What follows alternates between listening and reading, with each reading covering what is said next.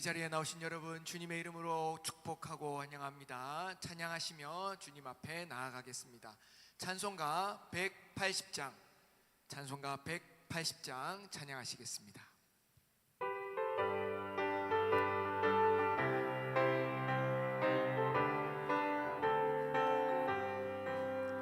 하나님의 나팔 소리 전지진동할 때에 예수 영광 중에 구름 타시고 천사들을 세계 만국 모든 곳에 보내어 구원받은 성도들을 모으리. 나팔 불 때 나의 이름, 나팔 불 때 나의 이름, 나팔 불 때 나의 이름 부를 때에 주를 찬양하겠네. 무덤 속에 잠자는 자 그때 다시 일어나 영화로운 부활 승리 얻으리. 주가 택한 모든 성도 구름 타고 올라가 공중에서 주의 얼굴 배우리. 나팔 불 때 나의 이름, 나팔 불 때 나의 이름, 나팔 불 때 나의 이름 부를 때에 잔치 참여하겠네. 주님 다시 오실 날을 우리 알 수 없으니 항상 기도하고 깨어 있어서 기쁨으로 보좌 앞에 우리 나가서도록 그때까지 참고 기다리겠네. 나팔 불 때 나의 이름, 나팔 불 때 나의 이름, 나팔 불 때 나의 이름 때에 자 우리 다시 한번 찬양합니다. 하나님의 나팔 소리 전지진동할 때에 예수 영광 중에 구름 타시고 천사들을 세계 만국 모든 곳에 보내어 구원받은 성도들을 모으리. 나팔 불 때 나의 이름, 나팔 불 때 나의 이름, 나팔 불 때 나의 이름 부를 때에 잔치 참여하겠네. 무덤 속에 잠자는 자 그때 다시 일어나 영화로운 부활 승리 얻으리. 주가 택한 모든 성도 구름 타고 올라가 공중에서 주의 얼굴 배우리. 나팔 불 때 나의 이름, 나팔 불 때 나의 이름, 나팔 불 때 나의 이름 부를 때에 같이 참여하겠네.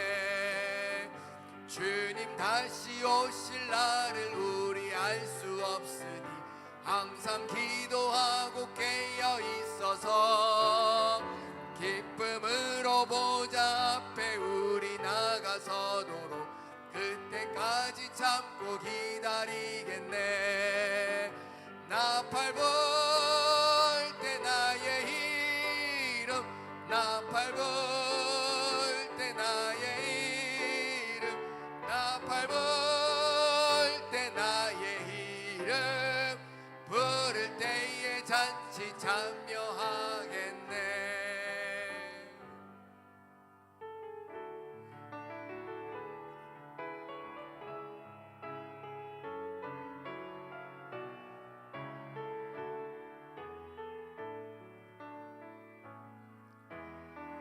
예수 나의 좋은 치료자,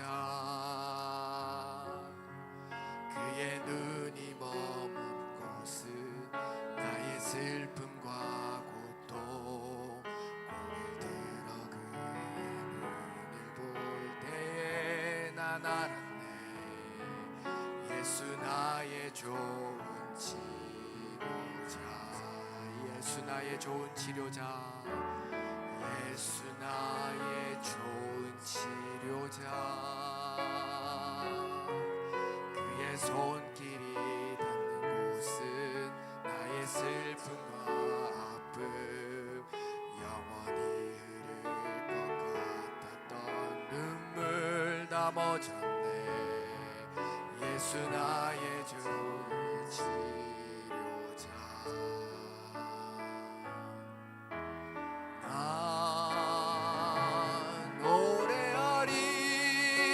노래하리라 전한 나를 돌아보시 구세주를 찬양해 하늘 닿는 곳까지 내 손 들리라 예수 나의 치료자 나 노래하리라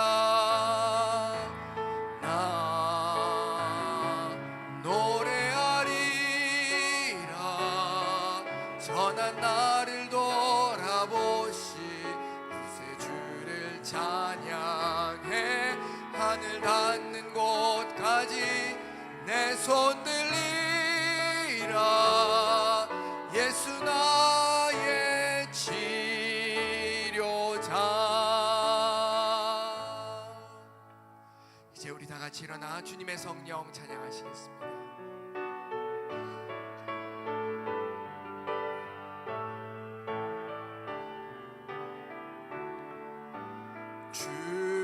주님의 성령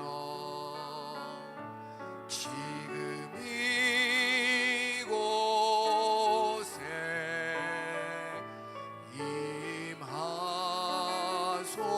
임하소서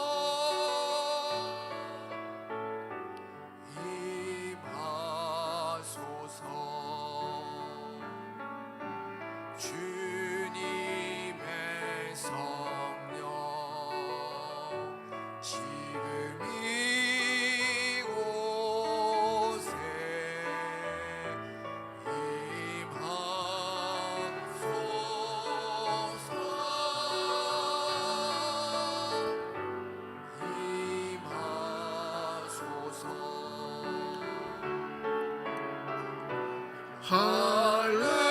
할렐루야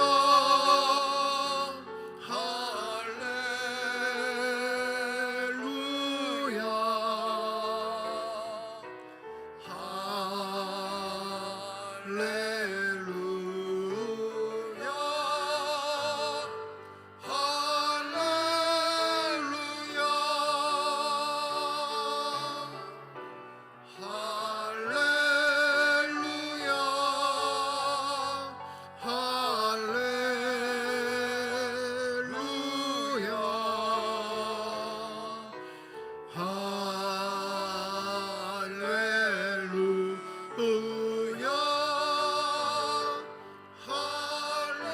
할렐루야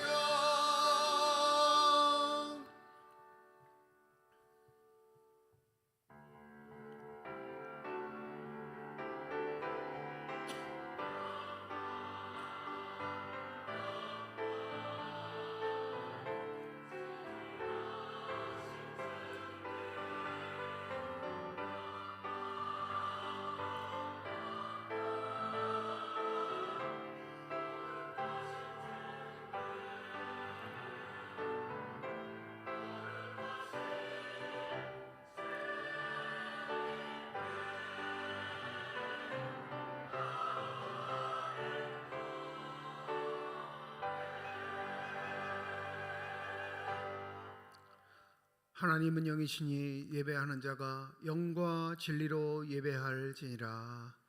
거룩하신 하나님 아버지의 부르심을 받들어 이 자리에 나와 예배드리는 주의 자녀들의 예배를 기뻐받아 주시옵소서.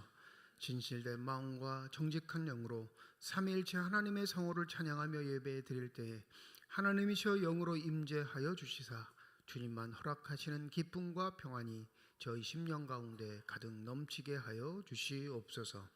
감사드리며 우리 주 예수 그리스도의 이름으로 기도드립니다. 아멘.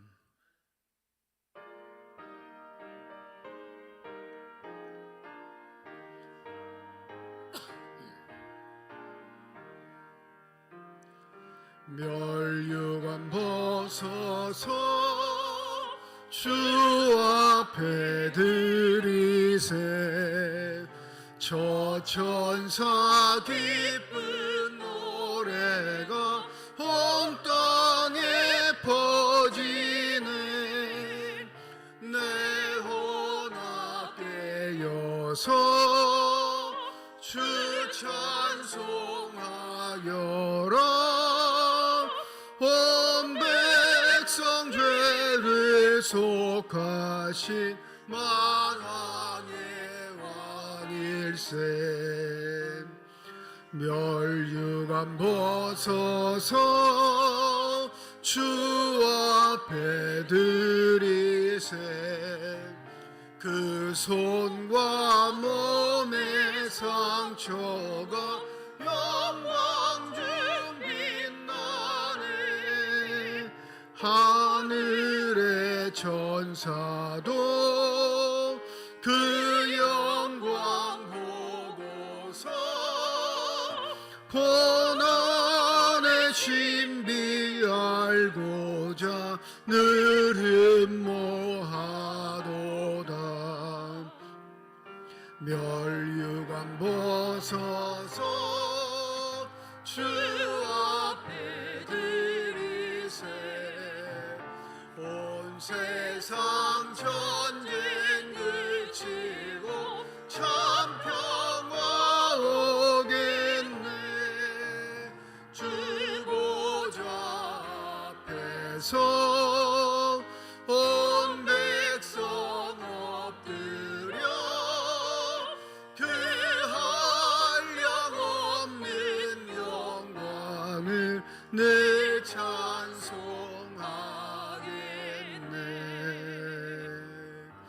아멘.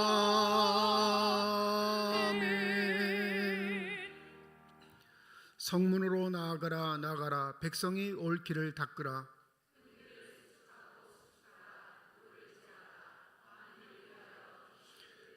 여호와께서 땅끝까지 선포하시되 너희는 딸 시온에게 이르라. 보라 내 구원이 이르렀느니라.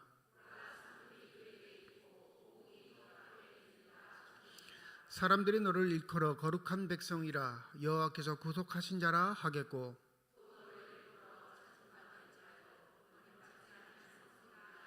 선지자 이사야 책에 쓴 바 광야에서 외치는 자의 소리가 있어 이르되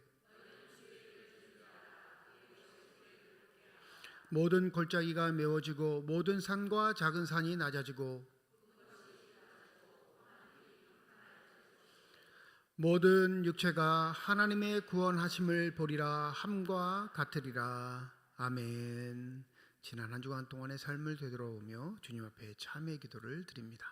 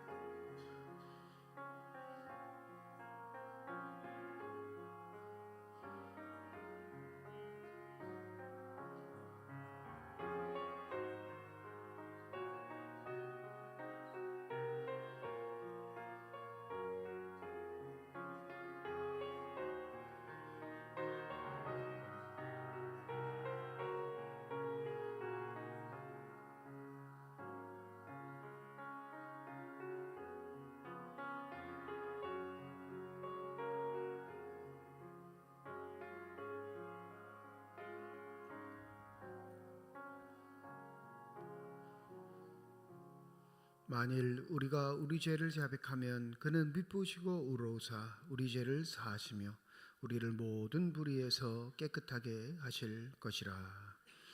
나는 전능하신 아버지 하나님 천지의 창조주를 믿습니다. 나는 그의 유일하신 아들 우리 주 예수 그리스도를 믿습니다.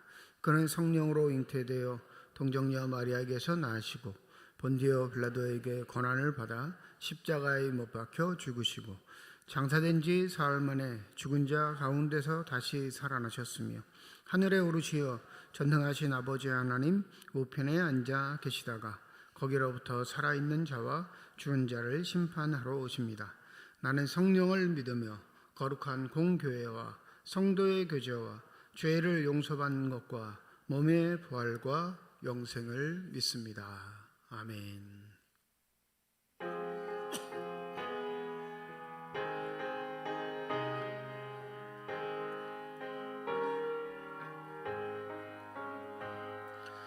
예수는 나의 힘이요 내 생명 되시니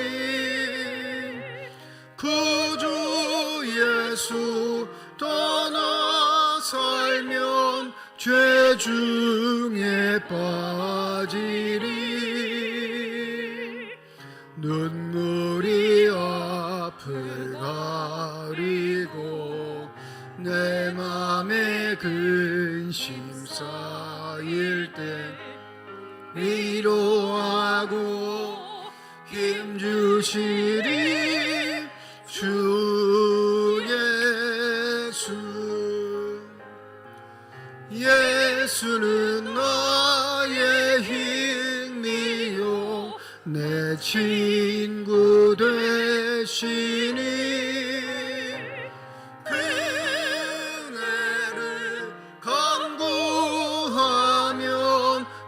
풍성히 받으리 햇빛과 비를 주시니 추수할 곡식 많도다 귀한 열매 주시느니 주 예수. 예수는 나의 힘이요 내 기쁨 되시니 그 명령을 준행하여 늘 충성하겠네. 주야로 보호하시며 바른 길 가게 하시니 의지하고 따라가리 주 예수. 예수는 나의 힘이요 내 소망 되시니 세상을 떠나갈 때 곧 영생 얻으리 한없는 복을 주시고 영원한 기쁨 주시니 나의 생명 나의 기쁨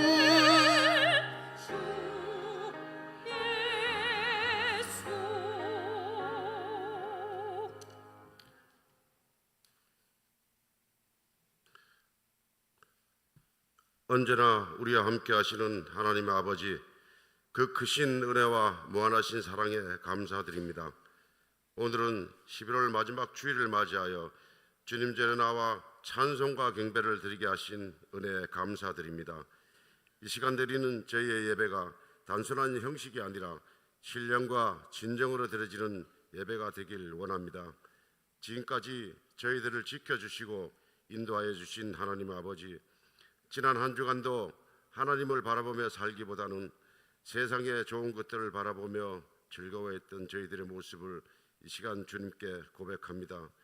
부족하고 연약한 저희들을 불쌍히 여기시고 주님의 십자가의 보혈로 저희들의 죄를 정결케 하여 주시옵소서.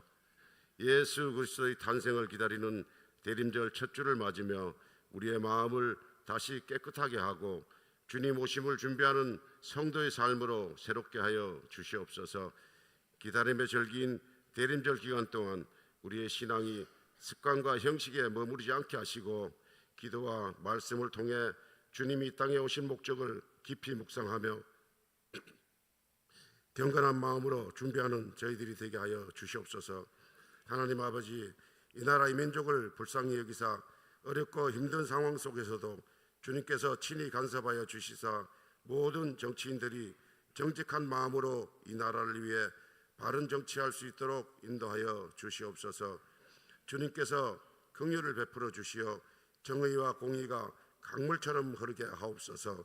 이 나라가 하루속히 하나님의 평화가 임하고 갈등과 분열, 어려움 속에서도 서로 사랑하고 존중하는 나라가 되길 간절히 기도합니다. 우리 교회를 위해 기도드립니다. 우리 교회가 이 지역에 죽어가는 수많은 영혼들에게 새 소망을 전하는 구원의 방주가 되게 하옵소서. 모든 성도들이 말씀과 기도에 힘쓰고 이웃과 성도들을 위하여 중보하는 복된 교회가 되게 하여 주시옵소서. 또한 병상에서 고통받고 있는 환우들과 육체의 연약함으로 고통받는 이들을 기억하여 주시옵소서. 주님의 치유의 손길로 그들의 몸과 마음을 회복시켜 주시고 슬픔 중에 있는 가정에게는 위로와 소망을 허락하여 주시옵소서. 이 시간 말씀을 전하실 목사님께 성령 충만케 하셔서 그 입술을 통해 주님의 뜻이 온전히 선포되게 하옵소서. 듣는 우리가 사람의 말이 아니라 하나님의 음성으로 받게 하시고 그 말씀대로 살아가겠다는 결단과 순종이 일어나게 주님 인도하여 주시옵소서. 오늘 또 교회와 예배를 위해서 섬기고 봉사하는 헌신의 손길들을 기억하시고 그들의 삶을 축복하여 주시옵소서. 이른 아침부터 찬양으로 영광 돌리는 임마누엘 찬양대의 찬양을 기뻐 받아주시고 주님 홀로 영광 받아주시옵소서. 모든 것 감사드리며 예수님 이름으로 기도드립니다. 아멘.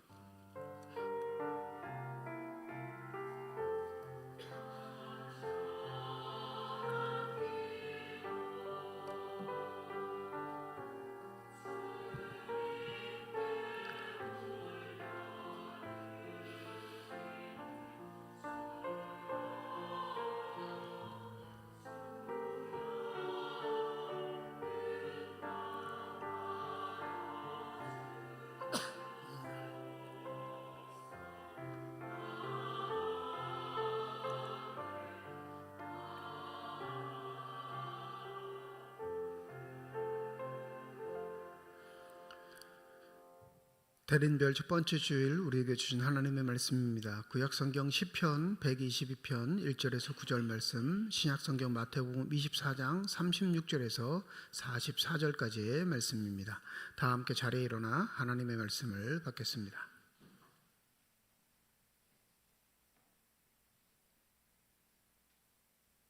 오늘 우리에게 주신 하나님의 말씀입니다. 사람이 내게 말하기를 여호와의 집에 올라가자 할 때 내가 기뻐하였도다.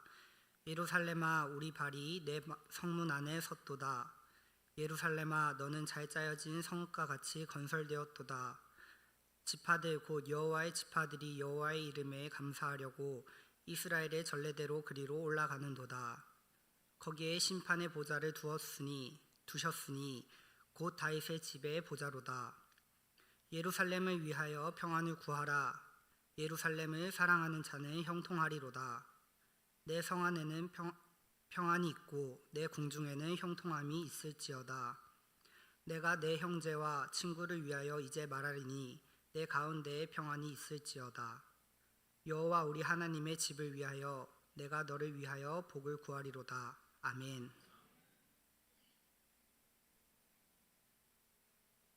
그러나 그 날과 그 때는 아무도 모르나니 하늘의 천사들도 아들도 모르고 오직 아버지만 아시느니라. 노아의 때와 같이 인자의 임함도 그러하리라. 홍수 전에 노아가 방주에 들어가던 날까지 사람들이 먹고 마시고 장가들고 시집가고 있으면서 홍수가 나서 그들을 다 멸하기까지 깨닫지 못하였으니 인자의 임함도 이와 같으리라. 그때 두 사람이 밭에 있음에 한 사람은 데려가고 한 사람은 버려둠을 당할 것이요 두 여자가 맷돌질을 하고 있음에 한 사람은 데려가고 한 사람은 버려둠을 당할 것이니라. 그러므로 깨어 있으라. 어느 날에 너희 주가 임할는지 너희가 알지 못함이니라. 너희도 아는 바니 만일 집 주인이 도둑이 어느 시각에 올 줄을 알았더라면 깨어 있어 그 집을 뚫지 못하게 하였으리라. 이러므로 너희도 준비하고 있으라. 생각하지 않은 때에 인자가 오리라. 하나님께서 이 말씀을 통하여 우리에게 은혜 주시기를 원합니다. 아멘.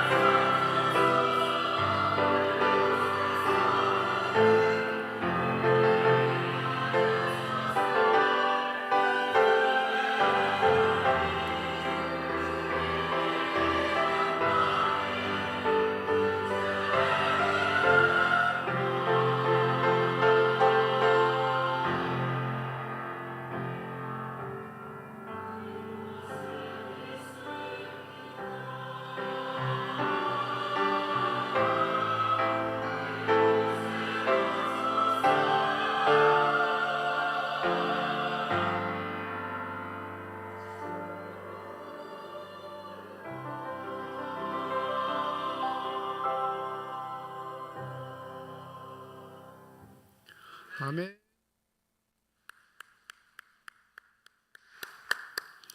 기도하겠습니다. 이 시간 우리들의 눈을 밝히사 주님의 얼굴 바라보게 하시고 우리의 귀를 여셔서 주음성 듣게 하여 주시옵소서. 닫혀진 우리의 심령의 문이 성령의 은혜 가운데 활짝 열려지게 하여 주셔서 하나님 아버지 마음속에 품고 계시는 기쁨과 평안과 만족이 넘치는 복된 시간이 되게 하여 주시옵소서. 감사드리며 우리 주 예수 그리스도의 이름으로 기도드립니다. 아멘. 성탄이 다가오면 저희 집에는 작은 소란이 일어납니다. 무슨 소란이 일어나면 같이 사는 아내는 트리를 만들자 하고 저는 하지 말자 합니다. 꼭 트리를 하고 싶어 해요. 그리고 또 트리가 좀 낡으면 새 나무를 사달라 저한테 조르기도 합니다. 근데 솔직히 별로 그런 거에 별로 의미를 두지 않거든요. 근데 이게 개인의 성향뿐만 아니라 교회의 역사에도 이런 전통들이 있습니다. 우리는 성탄을 준비하면서 이렇게 휘장도 바꾸고 트리도 설치하고 반짝반짝 조명도 설치해서 주님이 오셨어요 라는 걸 기쁨으로 표현하긴 하지만 교회의 역사의 이 대림절은 초림을 의미하기보다 재림을 의미하는 기대가 더 컸기에 교회 역사의 일부분은 어떤 때는 이 대림절을 제2의 사순절이라 부른 때가 있었습니다. 그러니까 이렇게 우리처럼 막 밝게 화려하게 막 기대를 가지고 그 절기를 보내는 게 아니라요, 금식하고요 기도하고 사순절처럼 보내는 거예요. 무엇에 타켓을 맞추어서요? 재림의 타켓을 맞추어서. 초림은 이미 지나갔고 그분이 이제 다시 오실 걸 기다리는 재림 때 과연 우리가 밝은 표정으로 그분을 맞이할 수 있을까 생각해보니 아닌 거거든요. 여전히 죄악 속에 살고 여전히 비참하게 살며 여전히 예수의 그 삶을 우리에게 담지하지 못하는 이 절절함이 삶의 자리에서는 금식과 또 다른 고난과 또 다른 역경 속에도 우리가 살아갈 수 있다는 다짐을 각오하는 제2의 사순절 기간을 보내고 했던 겁니다. 그래서 이 신앙의 관점에 따라 목사님들도 이게 나뉘어요. 어떤 사람은 성탄절을 준비할 때 굉장히 화려하게 준비하는 사람이 있는 반면 어떤 사람은 굳이 뭐 그런 걸, 저는 전자일까요 후자일까요? 후자예요. 후자. 뭐 굳이 저런 걸 뭐 하는 거 말리지는 않아요. 뭐 하고 싶다는데 뭐 그거 말리면 또 싸움 되니까. 아마 이건 저희 아버님에게 물려받은 것 같지 않나 싶은데 저희 아버님 개척교회 하실 때도 성탄트리 안 하셨어요. 네. 그러니까 그 신앙의 행태들이 교회의 역사 중에 늘 언제나 한 가지의 모습으로 존재한 게 아니에요. 절기 속에서도 그 모습들이 여러 가지 형태로 나타나는데 이 대림절 하면 그 누구도 부인하지 못한 한 가지 공통적인 지침은 준비해야 한다라는 겁니다. 그 준비가 깨어있음을 동반한다라는 걸 그 누구도 부인하지 못해요. 그 준비하고 깨어있음을 어떤 사람은 금식과 고난 속에, 어떤 사람은 화려한 불빛 속에 기쁨과 만족을 가지고 준비하는 것이라 서로 양당 간의 합의를 보지 못하는 면은 있지만 공통적인 건 깨어있어 준비해야 한다는 걸 부인하지는 않습니다. 오늘 설교 제목도 너무 노골적이죠. 너희도 준비하고 있으라. 근데 이게 제가 정한 게 아니라 오늘 본문에 등장하는 주의 말씀이기에 대림절을 맞이하면서 저와 여러분이 더 심도 있게 무엇을 준비해야 하는지, 무엇에 대해 깨어 있어야 하는지를 다시 한번 점검해 보시고 주의 말씀의 은혜를 나눌 수 있는 복된 시간이 되기를 소망합니다. 그날과 그때는 아무도 모른다, 이렇게 성경마다 강조하는 이유는 사람의 관심사가 그날과 그때에 있기 때문에 그렇습니다. 초대교회 역사에서도 그날과 그때는 굉장히 중요했던 것 같아요. 왜 그러냐면 핍박의 시대였으니까요. 핍박이 끝나는 날은 언제일까요? 그날 그분이 오시는 날이에요. 그러니까 교인들의 공통적인 마음의 중심이 주님, 그날과 그때가 언제 옵니까? 예수 당대 살아계실 때도 제자들이 이렇게 물었다고 한다는 건 그들이 예수의 사람으로 살기에 그리 쉽지 않았다는 걸 반영하고 있는데, 예수가 승천 이후에 본격적인 기독교 박해 시대가 시작되니까 이 마음의 절절함은 더 컸죠. 그날과 그때, 그게 확실히 우리에게 주어진다면 내가 포기하지 않고 살 수 있을 것 같은 그런 각오가 있었기 때문에 그랬을 겁니다. 그런데 실제적으로 보면 과연 그럴까? 의문점입니다. 여러분, 저와 여러분은 영원히 살까요? 어느 때 죽을까요? 모르시는 분? 태어날 때부터 알아요. 우리 죽는다는 거. 근데 우리가 망각하는 거죠. 근데 내 어느 날 그러니까 정확하게 몇 년도, 몇 월, 며칠, 몇 시에 죽는 거에 굉장히 관심이 많으신 분 거의 없어요. 어떤 사람만 거기에 관심을 두냐면 시한부 인생들. 의사에게 당신 얼마 못 삽니다. 3개월, 6개월, 1년. 그런 그 사람의 모든 초점은 그 날이 언제일까에 함몰됩니다. 근데 생각해보면 그걸 확정하든지 확정하지 않든지 죽는 건 당연한 거예요. 단지 누구보다 먼저 내가 그 죽을 날을 이미 알고 있다는 것 차이인 건데, 근데 생각해보세요. 이거 죽는 날 알고 있는 게 편할까요? 모르고 있는 게 편할까요? 다 그렇게 하시면서 왜 성경은 모든 제자들이 그날이 언제입니까? 묻는 거에 초점이 맞춰져 있을까요? 이게 함정이에요. 그걸 아는 게 우리 신앙적으로 유익하다 생각하는 오류들이 있기 때문에 그렇습니다. 그날과 그때를 아는 사람이 등장하면 그건 다 이단이에요. 네? 그날과 그때 그 시를 안다고 주장하는 사람들한테 몰려간 건 다 마음이 썩은 거예요. 그래서 준비하고 깨어있으라고 얘기하신 이유는 그 함정에 허덕거리지 않고 신실하게 예수의 사람으로 살아갈 수 있는 그 삶의 지혜들이 무엇인지 우리에게 알려주시기 위함입니다. 오늘 짧은 단락이지만 마태복음 24장 36절에서 44절까지는 세 가지의 이야기를 우리에게 전해요. 첫 번째, 종말의 시기는 알 수 없어. 조금 어렵게 말하면 인간의 시간 속에서는 그것을 헤아릴 수 있는 재간이 없다 말하는 겁니다. 그러니 재간이 없으면 알려고 해야 할까요? 모른 척하고 살아야 할까요? 모른 척하고 사시면 돼요. 내 마음이 궁금해도 그냥 모른 척 하세요. 또 두 번째는 정말 너희들이 말하는 마지막 때, 예수께서 재림하시는 그때, 여호와의 날, 모든 통칭을 하더라도 그 시기는 예기치 않을 때, 너희들이 기대치 않을 때 불현듯 온다라고 말합니다. 마지막으로 공통적인 이야기 뭐요? 그러니까 준비하고 살아라. 이 세 가지 이야기예요. 근데 이렇게 세 가지를 딱 정하니까 명확해지죠. 우리가 뭘 알려고 노력하지 않고 정말로 우리의 삶의 시간에서 공들여 해야 할 건 준비의 삶을 사는 것. 그런데 종말의 때를 준비하고 사는 삶이 무엇일까? 그게 솔직히 궁금하잖아요. 어떻게 사는 게 준비하는 삶으로서 타당하고 합당한 삶일까?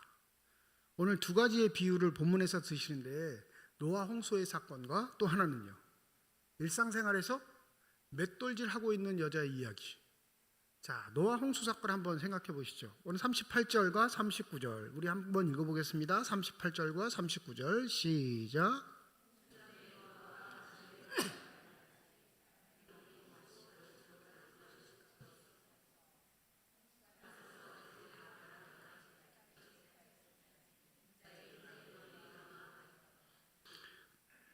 이거 잘못된 해석의 전형은 여러분 세상에 미쳐 살지 말고 노아처럼 신실하게 사십시오 이렇게 해석하면 다 해석의 오류예요.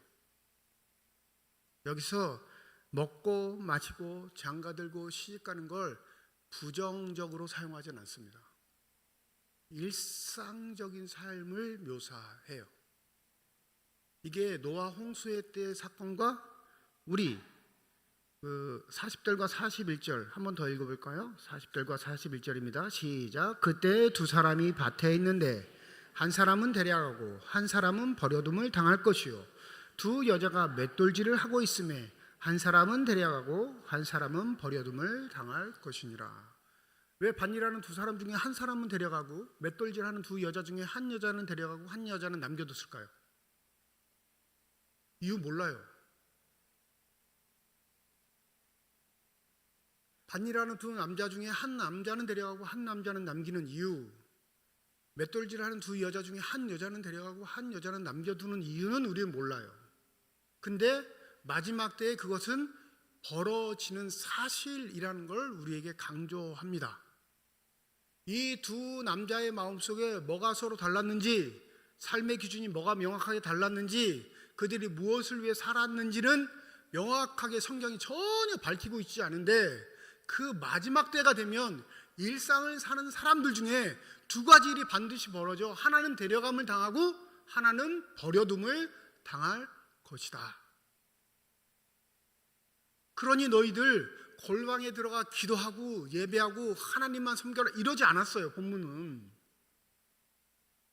그러면 깨어 준비하는 삶이 무엇이기에 우리 일상에서는 전혀 분간되지 않는 이야기를 하고 예수는 다 준비하라 말씀하시는가? 이 노아 홍수의 이야기가 그렇게 흐르는 걸 방지하는 거예요. 먹고 마시고 시집가고 장가가는 게 타락한 삶의 일상인 것처럼 여기는 어리석음, 그러지 마. 그게 아니야를 명확하게 밝히기 위해서 밭에서 일하는 두 사람과 맷돌질하는 두 여자의 비유를 더 첨부하신 거예요. 그건 일상적인 믿음의 사람이나 믿음의 사람이 아니나 일상적으로 삶을 사는데, 놀라운 건 그 일상에 임하는 마지막 때에 두 가지 확연한 차이가 드러나는 것 때문에 너희들이 경계해야 할 뿐이에요. 이 말을 지금 여러분의 표정처럼 못 알아들었기 때문에 저 무슨 소리야 도대체, 목사님 어제 잠을 잘못 주무셨나? 그죠? 2000년 전 예수의 말씀을 듣는 사람들도 여러분 표정처럼 묘하게 그 뭐라는 거야 할까 하니까 25장의 비유를 세 가지를 들은 거예요. 마태복음 25장의 비유 잘 아시죠? 첫 번째 열처녀의 비유, 그죠? 절반은 등불과 뭘 준비해요?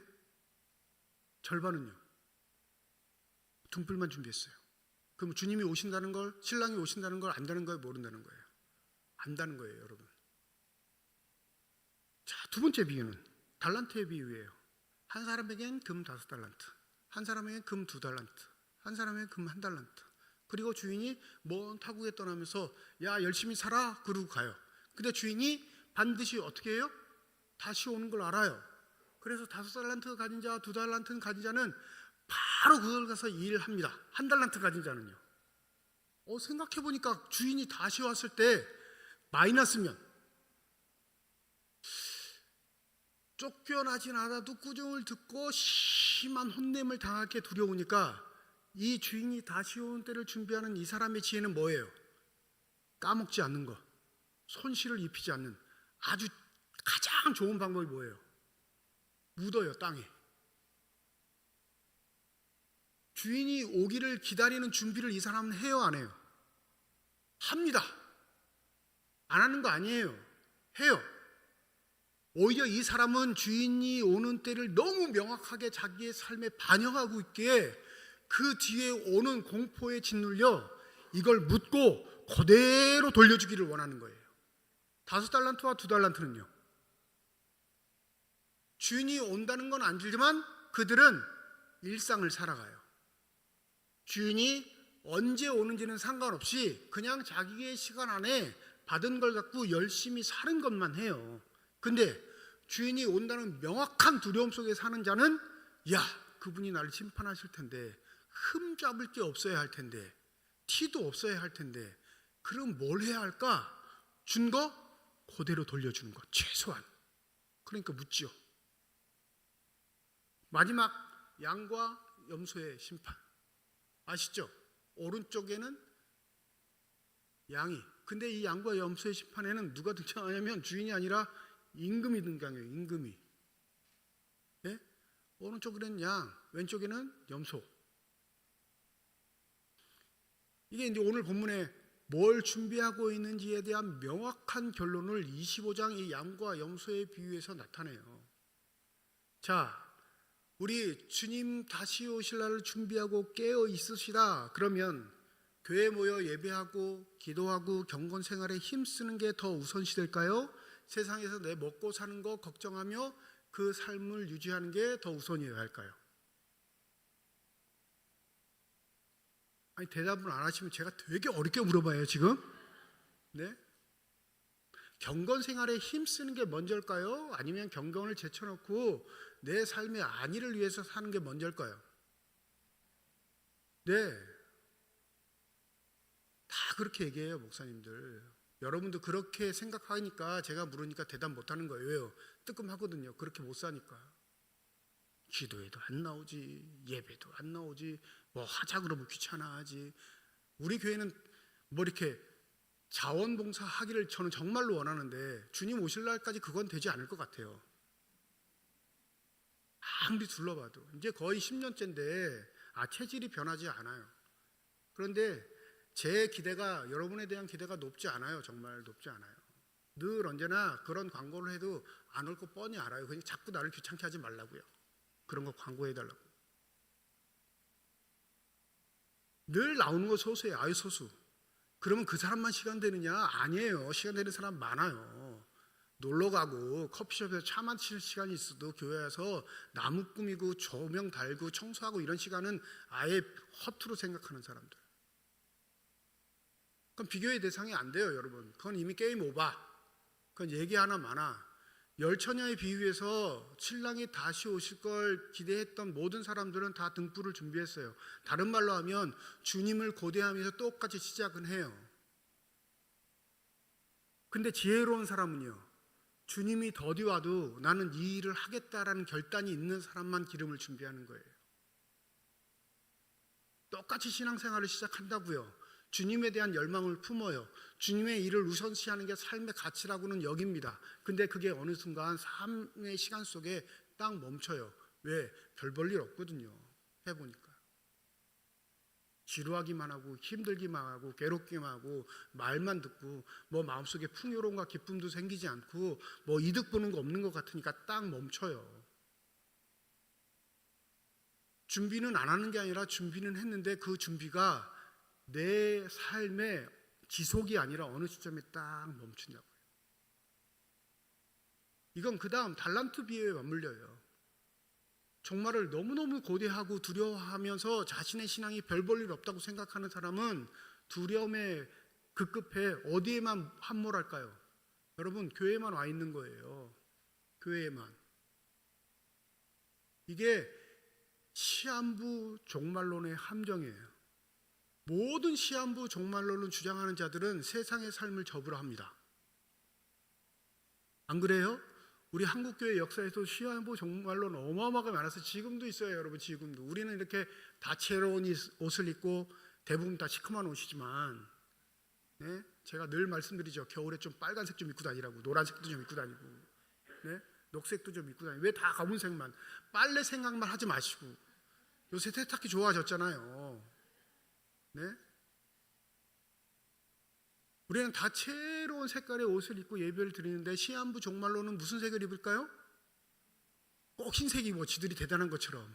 네, 검은색 아니고 흰색 입고, 그분이 오실 때 흰색 입고 준비해야 된다는 거예요. 한 곳에 모여 있습니다. 24시간 예배 드려요. 딴 데 못 가게 합니다. 주님만 생각하게 해요. 뭐가 강박이냐면 주님이 오실 그날에 대한 강박이에요. 그러니 자유가 없죠. 거기는 신앙이라는 이름 하에 강함만 있는 겁니다. 어감만. 그건 뭘 말하냐면요, 한 달란트 땅에 묻은 사람인 거예요. 그날이 두려워요. 혼나기 싫으니까 주님 본전입니다 이러고 내면 칭찬은 못 들어도 혼나지는 않을 것 같은 생각. 그런데 양과 염소의 비유는, 심판의 비유는 우리에게 너무너무 충격이에요. 너무너무 충격. 왜 충격이냐면 아시죠? 제가 한번 25장 일부를 읽어드릴게요. 인자가 자기의 영광으로 모든 천사와 함께 올 때 자기 영광의 보좌에 앉으리니 모든 민족을 그 앞에 모으고 각각 구분하기를 목자가 양과 염소를 구분하는 것 같이 하여 양은 그 오른편에 염소는 그 왼편에 두리라. 그때 임금이 그 오른편에 있는 자들에게 이르시되 내 아버지께 복을 받을 자들이여 나와 창세로부터 너희를 위하여 예비된 나라를 상속받으라. 선언이에요. 선언. 상속받으라 하고 선언하실 때 뭐라고 하셔요? 창세로부터 너희에게 예비된 그 나라. 근데 아주 재밌는 건 우리 이 내용을 너무 잘 아니까 뭐라고 하시죠? 35절과 36절 잘 들어보세요. 내가 줄일 때 너희가 먹을 것을 주었고 목마를 때 마시게 하였고 나그네 되었을 때 영접하였고 헐벗었을 때 옷을 입혔고 병들었을 때 돌보았고 옥에 갇혔을 때 와서 보았느니라. 내가 이 심판주가 되는 임금이 주님이 병들었을 때 배고팠을 때 목마를 때 줄였을 때 병들었을 때 감옥에 갇혔을 때의 비유를 하시면서 너희가 돌봤어. 근데 이 말을 듣는 사람들은 얼마나 정직한지 그런 적이 없다고 부인해요. 부인해요. 37절 이에 의인들이 대답하여 이르되 주여 우리가 어느 때에 주께서 줄이신 것을 보고 음식을 대접하였으며 목마르신 것을 보고 마시게 하였나이까. 어느 때에 나그네 되신 것을 보고 영접하였으며 헐벗으신 것을 보고 옷을 입혔나이까. 어느 때에 병드신 것이나 옥에 갇히신 것을 보고 가서 배웠나이까 하리니. 그런 기억이 있다 없다? 없다. 이 말의 의미는 뭐냐면 주님이셨으면 우리가 더 했을 텐데 우리는 그런 기억이 없습니다. 우리의 삶의 자리에 주님이 등장하신 경우가 없었습니다. 의인들의 말이에요. 영벌을 받은 악인들은요 똑같이 대답해요. 우리가 어느 때에 주님이 오셨는데 주님을 대접하지 않았습니까? 우리는 그런 적 없습니다. 똑같이 대답해요. 그러면 이 의인과 악인은 삶의 자리에서 주님을 만난 적이 있다 없다? 없어요, 여러분. 의인도 악인도 삶의 자리에서 주님을 만났으면 그렇게 살지 않았을 거라고 대답하는 건데 주님은 야 됐어 이제 게임 끝났어. 벌써 판결이 끝났거든? 이러고 얘기하신단 말이에요. 그러면 주님은 마지막 때에 오는 게 아니라 어느 때 이미 와 계시다? 우리 일상에 지금 와 계신 거예요. 준비하고 깨어 있으라는 건 마지막 어느 시점 그 시점이 반드시 올 텐데 그 시점 때문에 너희들 준비하고 깨어 있으라 말하는 것이 일차적인 것처럼 여기지만 실제 성경은 이미 와 계신 주님을 맞이하는 삶이 우리의 삶이 되어 있을 수 있도록 너희들 다시 각성해. 다시 너희들의 삶을 흔들어 말하는 거예요. 그러니 온전한 신앙인은 어느 시점의 때를 위한 신앙이 아니라 매일매일 일상에서 삶의 시간들 속에 그 삶이 주님 받으실 만한 삶이 될 수 있는 습관과 버릇이 될 수 있는 경건의 훈련들이 멈추지 않아야 될 줄 믿습니다. 그래서 신앙생활을 강조하는 거예요, 여러분. 교회 와서 중노드랑하러 부르는 거 아니고 교회 와서 꾸준히 하라고 여러분 강요하는 거 아니에요. 근데 그 몸의 습관들이 교회 안에서의 경건의 훈련도 되지 않으면 세상에 나가면 세속적 삶은 뻔하니까.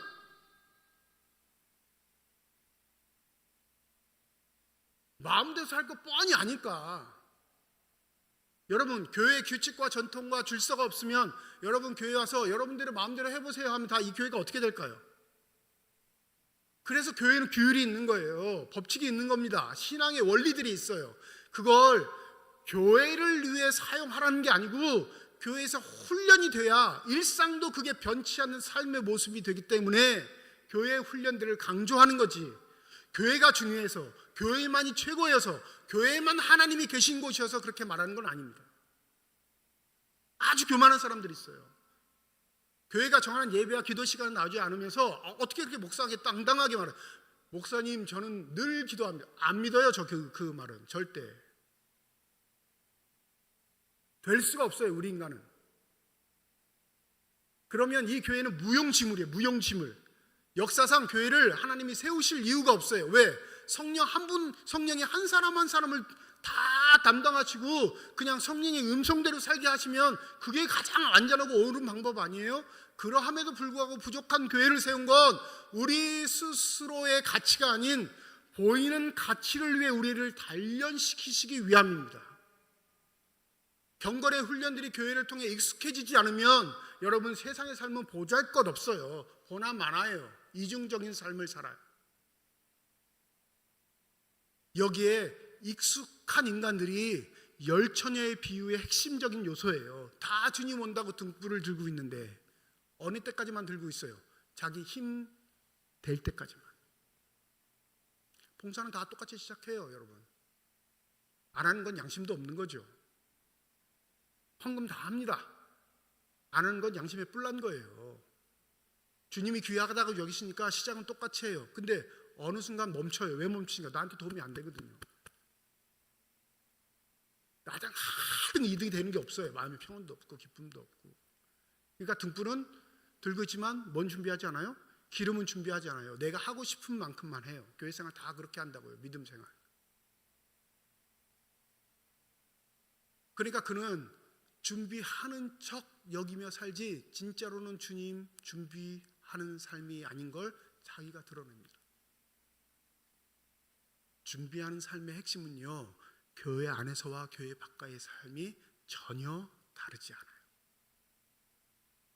교회 안에서 주님이 보이지 않아도요, 교회 밖에서 주님이 보이지 않아도 주님의 사람이 사는 삶의 도리는 그대로 다 행합니다.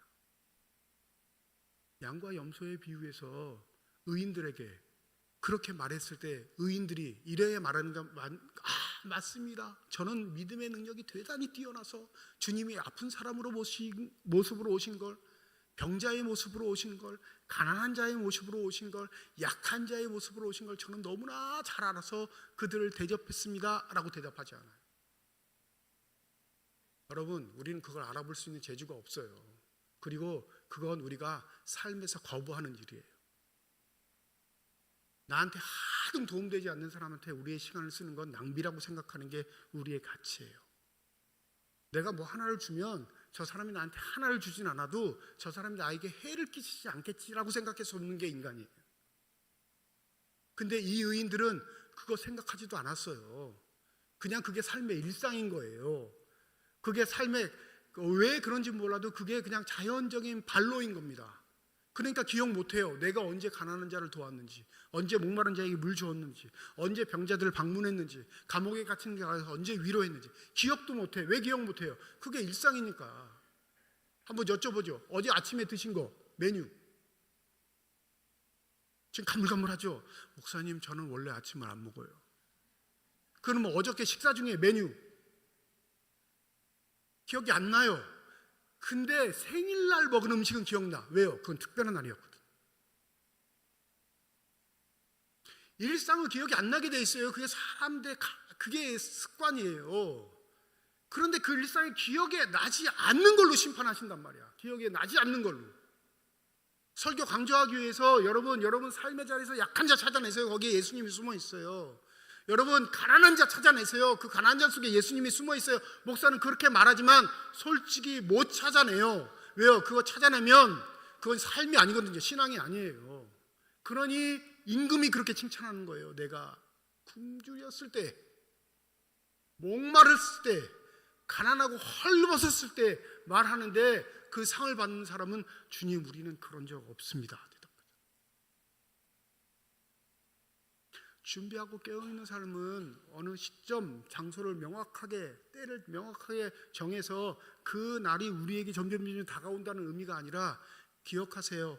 우리 삶에 내재되어 있는, 이미 임하여 계시는 하나님의 놀라우신 은혜의 순간, 그걸 잃지도 말고 또 어느덧 불현듯 임하게 되는 심판의 순간에 악인으로 판명되지 않도록 너희들의 삶 모든 게 하나님의 사람의 삶이 되기를 기도해라 말하는 겁니다. 교회는 그 훈련들을 익혀가는 곳이에요.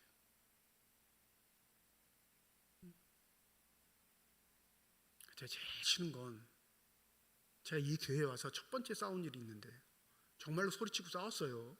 아, 목사가 그래도 돼요, 여러분. 그럴 때는 절 위해 신앙생활을 하는 것처럼 말하시는 분이 계셨어요. 제 목회를 돕는데요. 여러분 제 목회 안 도우셔도 돼요. 네? 절 위해서 신앙생활 하는 거 아니라고요. 저는 주님 보고 목회하는 거지, 그 주님이 맡기신 양들을 위해 목회하는 거지. 그러니 여러분 제 안목 때문에, 제 체면 때문에, 제 얼굴 때문에 신앙생활 안 하셔도 된다고요. 이건 늘 언제나 당당하게 말할 수 있어요. 그래서 저한테는 누구도 더 중요하거나 덜 중요하지 않아요. 다 똑같다는 건 아니고, 사람이기에 솔직히 더 좋아하는 사람 있고, 어떤 사람 있겠어요? 또 싫어한다 그러면 시험이 들죠. 네. 더 좋아하는 사람이 있고 덜 좋아하는 사람이 있어요. 그 인간이니까 어쩔 수 없어요. 근데 목회 기술이 습득되다 보니 티 내지 않을 뿐이에요. 목사님 티 나던데요? 그럼 제가 좀 한참 멀은 거예요.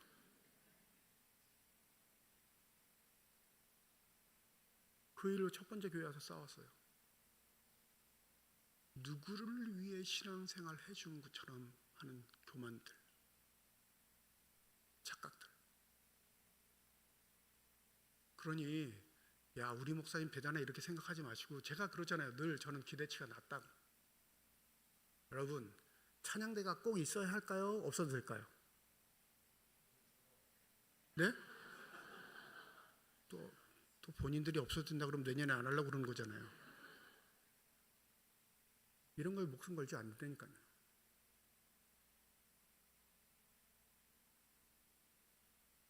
그러니 여러분 스스로 마음속에 불러일으키는 봉사와 섬김과 사랑의 표현들이 주님을 위한 것일지라도 우리는 늘 언제나 변질되기 쉬운 사람들인데, 그게 누군가에 대한 대상과 표적이 되어서 신앙생활하는 것처럼 착각하면 죄송합니다. 마지막 임금이 올 때 오른쪽에 못 앉을 확률이 더 높아요.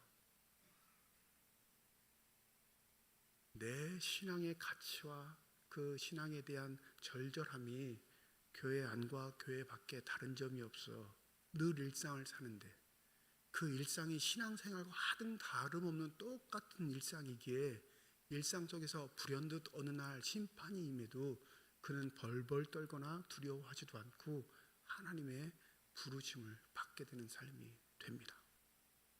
그 경건의 출발점이 신앙의 공동체인 교회에서의 훈련인 거예요. 몸에 익혀진 경건의 훈련들은요, 어느 순간 하루아침에 세속적으로 바뀌지 않아요. 늘 내 마음에 새겨진 주님의 사랑에 대한 훈련들은 어느 한순간 사라지지 않는다고요. 그게 교회 와서는 신앙인, 밖에 나가는 세상 사람, 이런 이중적인 삶의 태도를 우리가 지니고 있기에 주님의 때가 오기 전에 내가 바뀌어야 할 텐데, 주님의 때가 오기 전에 바로 그 직전에 내가 신앙적인 모습을 회복해야 할 텐데 라는 이 교만한 습성 때문에 때와 시기를 명확하게 밝혀달라고 자꾸 요구하는 거지, 온전히 늘 한결같은 신앙인으로 사는 사람의 일상이라면 주님이 어느 때에 와도 상관이 없는 겁니다. 교회 오면 장로구, 권사구, 안수집사인데 교회 문 밖만 나가면 세상 사람이 되는 건 이미 게임 끝난 거예요. 여러분, 게임 끝났다고요. 그러니 교회에서의 생활과 세상에서의 생활이 분간이 되지 않을 정도의 신실함이 나의 삶에 임할 수 있도록 준비할 수 있는 저와 여러분이 되셔야 할 줄 믿습니다. 악인들도 말해요. 주님이었으면 제가 그러지 않으실 텐데, 주님인 줄 알았으면 내가 그렇지 않았을 텐데. 악인들도 그런다고요. 왜요? 악인들에게도 주님은 창조주이시기 때문에 그렇습니다. 무엇을 준비해야 할까? 스스로에게 한번 되물으시고, 과연 나는 한결같은, 주님이 계시던 안 계시던 그 한결같음을 지니고 있는지를 다시 살피셔서 의미 있고 보람된 대림절 기간이 되시길 주님의 이름으로 축원드립니다. 기도하겠습니다. 형제 자매 여러분, 그때와 시기를 두고서는 여러분께 다 쓸 필요가 없겠습니다. 주님의 날이 밤에 도둑처럼 온다는 것을 여러분은 자세히 알고 있습니다. 그러므로 여러분은 지금도 그렇게 하는 것과 같이 서로를 격려하고 서로 덕을 세우십시오. 바울이 종말의 시기를 궁금해하는 데살로니가 교인들에게 편지를 쓴 내용입니다. 지금 그렇게 하는 것처럼 그것이 바로 종말을 준비하는 자들의 삶의 태도이어야 합니다. 그날이 온다고 우리가 변하는 것도 아니고 그날이 온다고 우리의 삶이 바뀌는 것도 아닙니다. 지금처럼 이렇게 사는 게 믿음의 삶이라 말할 수 있다면 그는 의인의 반열에 들게 될 것입니다. 주님, 우리의 일상의 삶이 거룩이 될 수 있도록 성령의 은혜에 더하여 주시고 그 성령을 부인하지 않고 주님의 모습 닮아갈 수 있는 신실한 주님의 사람들 되게 하여 주시옵소서. 감사드리며 우리 주 예수 그리스도의 이름으로 기도드립니다. 아멘.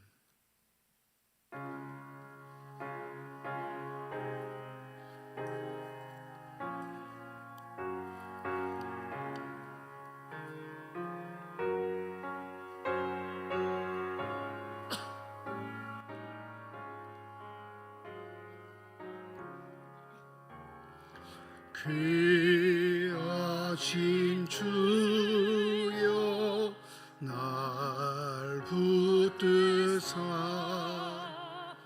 주께로 날마다 더 가까이 저 하늘 나라 나 올라가 구주의 품 안에 늘 안기어 영생의 복 받기 원합니다. 이 세상 내가 살 동안에 주께로 날마다 더 가까이 저 배는 천국 들어가 한없는 복락을 다 얻도록 풍성한 은혜를 주옵소서.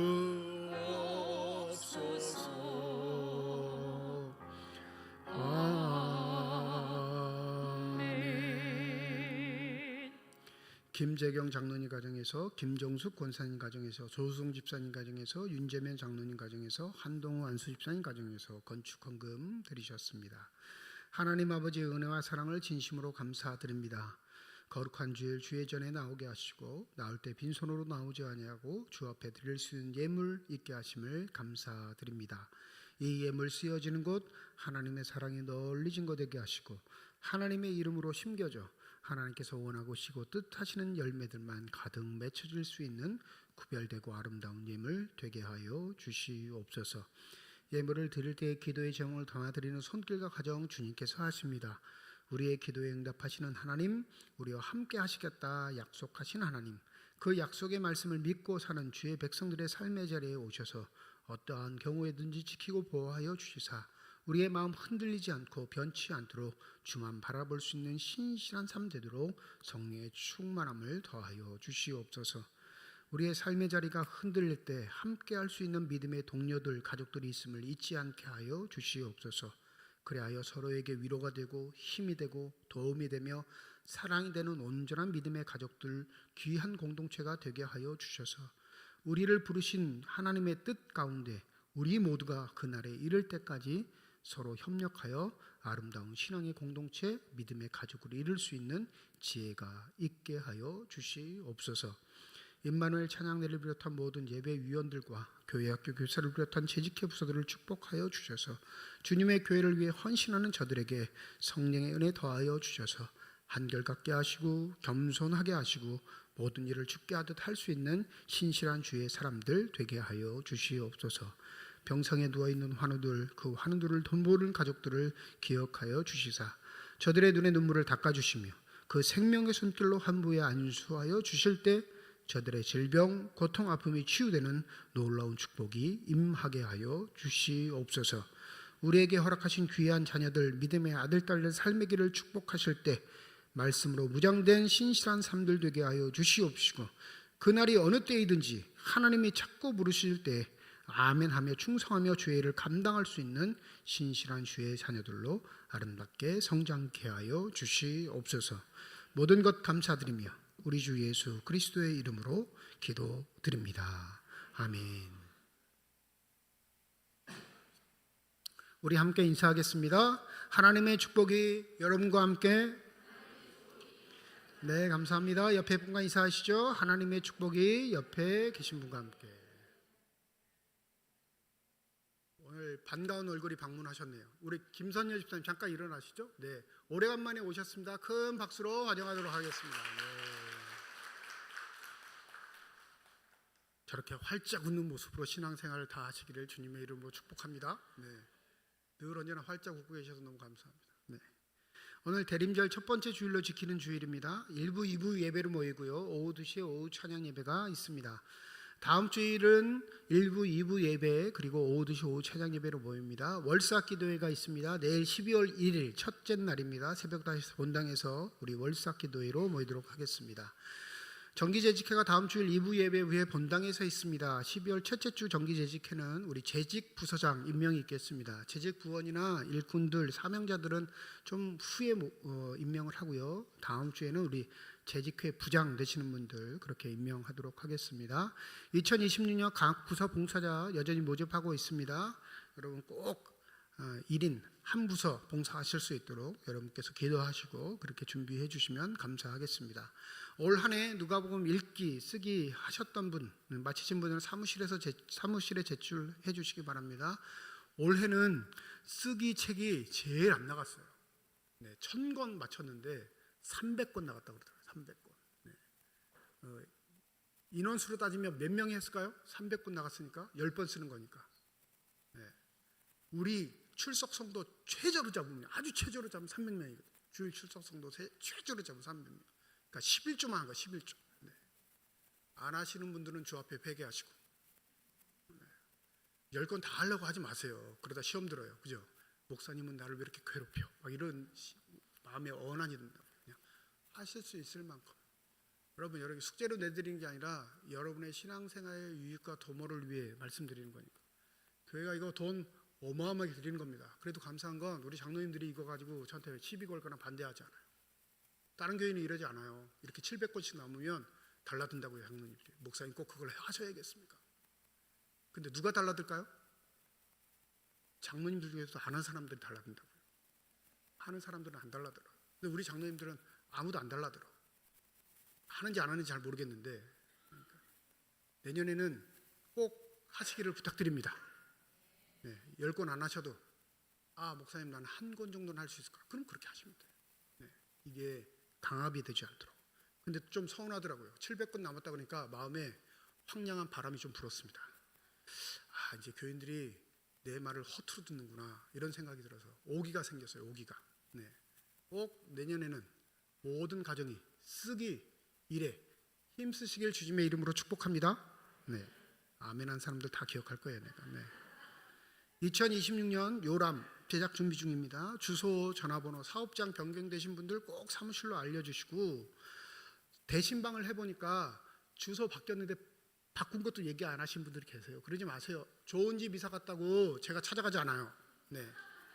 또 가세가 기울어서 좀 허름한 집 갔다고 해서 제가 또 원망하지 않습니다. 그러니까 그냥 신상에 관한 것들은 꼭 여러분들이 사무실로 얘기해 주셔서 정확한 정보가 반영될 수 있도록 여러분이 도와주시면 감사하겠습니다.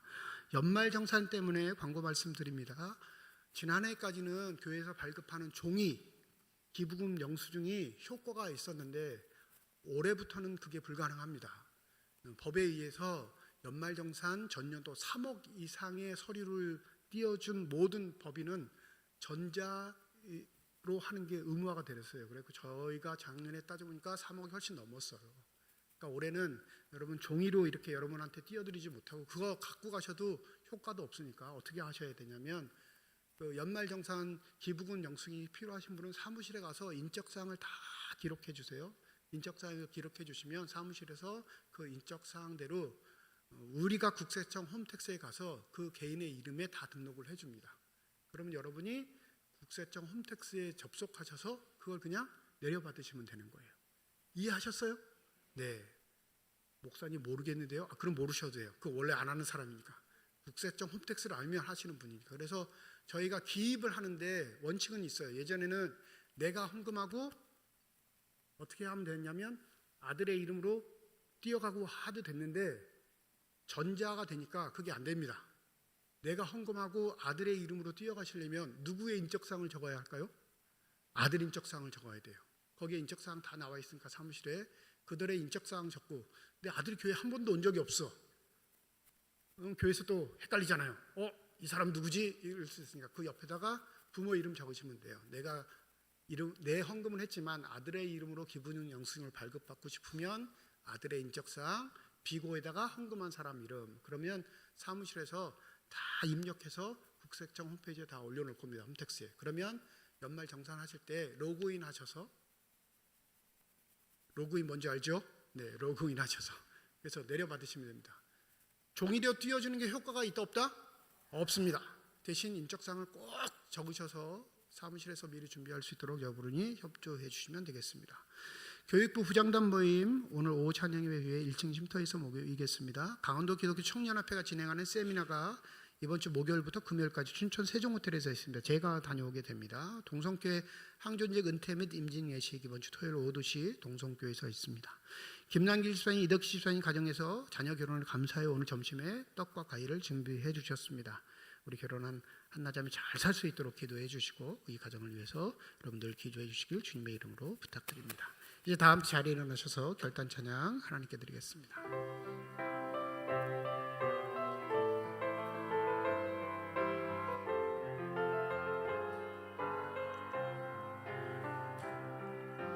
주님 다시 오실 때까지 나는 이 길을 가리라. 좁은 문 좁은 길 나의 십자가 지고 나의 가는 이 길 끝에서 나는 주님을 보리라.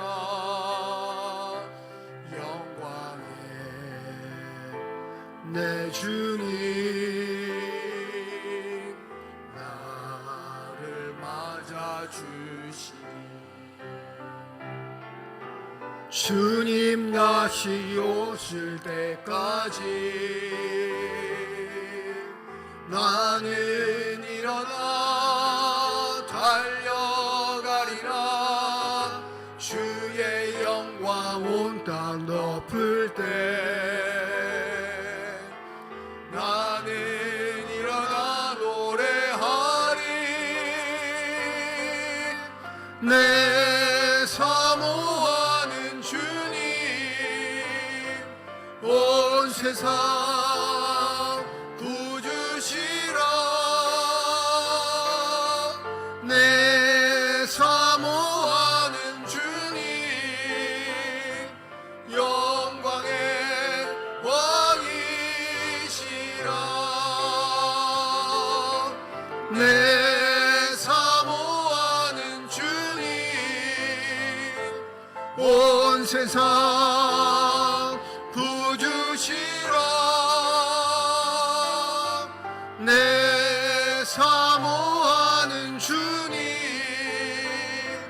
영광의 왕이시라.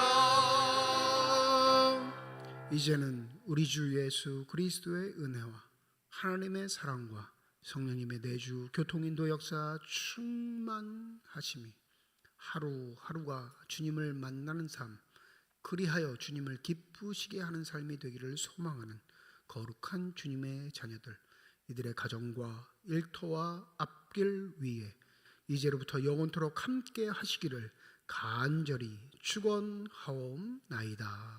아멘.